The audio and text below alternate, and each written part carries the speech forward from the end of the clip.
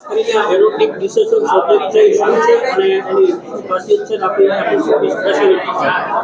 નમસ્કાર, હું ડૉક્ટર માધવ ઉપાધ્યાય આપણે સિનર્જી હોસ્પિટલ વતી તમારા સૌનો આભાર માનું છું. આજે આપણે એઓર્ટિક ડિસેક્શન વિશે માહિતી લઈએ છીએ. તો એઓર્ટિક ડિસેક્શન એ હૃદયની જે મુખ્ય નળી છે, મહાધમની કઈ એઓર્ટા, એની અંદરની દિવાલની વચ્ચે ફાટ પડવી એને એઓર્ટિક ડિસેક્શન કહેવાય છે. એટલે કે જે ધમનીની દિવાલ છે એ વચ્ચેથી ફાટી જાય. આને લીધે દિવાલ નબળી પડતા એ કોઈ પણ જગ્યાએ બહાર લીક થવાના ચાન્સીસ રહે, અથવા તો કોઈ પણ મહત્વના અવયવો છે જેમ કે બ્રેઇન છે, કિડની છે, હાથ પગ છે કે આંતરડા છે, આ બધાની અંદર માલપરફ્યુઝન એટલે કે એની અંદર લોહી ન મળવાને લીધે જે ઊભી થતી પ્રોબ્લેમ હોય એ વસ્તુની અસર કરી શકે છે. અને જે જનરલી છે એ મેજોરિટી ટાઈમ જીવલેણ થાય છે.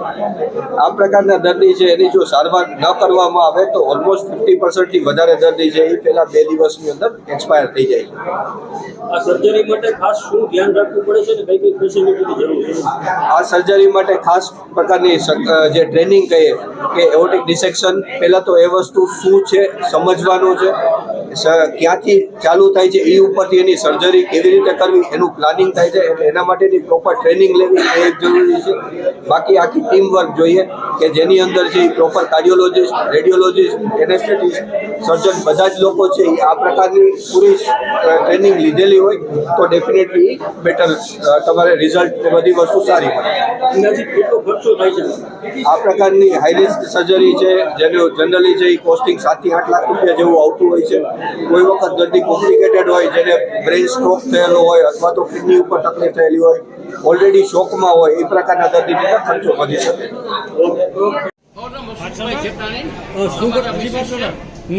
અને જાન્યુઆરીની 13 તારીખે સવારે એમને પેઇન થયું પાછળ, તાત્કાલિક સુનિલ રોકાણી સાહેબ પાસે ગયો અને એમને કાર્ડિયોગ્રામ લઈને મને ઓલિમ્પસ અથવા ગોકુલમાં હા એટલે હું ઓલિમ્પસમાં ગયો. ત્યાંથી પછી MIR કરાવ્યું. MIRનો રિપોર્ટ લઈને મેં તરત ઉદયભાઈનો કોન્ટેક્ટ કર્યો. એટલે ઉકાણી સાહેબ પાસે પાછો ગયો. ઓલિમ્પસમાંથી કીધું અમદાવાદ જવું પડશે, અહીંયા કોઈ ઓપરેશન થશે જ નહીં. એટલે ઉકાણી સાહેબ પાસે જઈને મેં વાત કરી, ઓલિમ્પસમાં ડૉક્ટર જોડે વાત કરાવી અને જતાં પૂછ્યું સાહેબ અહીંયા કોઈ વિકલ્પ નથી. મને કે એક કામ કરો, 1 મિનિટે વિચાર્યું કે તમે સિનર્જીમાં જાઓ. હું ત્યાં કોણ છે? મને કે માધવ ઉપાધ્યાય છે. બધું કરશે.